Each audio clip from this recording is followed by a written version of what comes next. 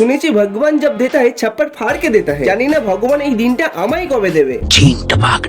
আজ আমাদের এখানে শীতলা পুজো ছিল, তাই মায়ের বাহনটাকে নিয়ে বেরিয়েছিলাম। সত্যি বলতে বেশিরভাগ সময় আমার কাছে সাইকেলটাই থাকে। আমি গাড়ি খুবই কমই চালাই, কারণ পেট্রোল ভরার টাকা আমার কাছে নাই।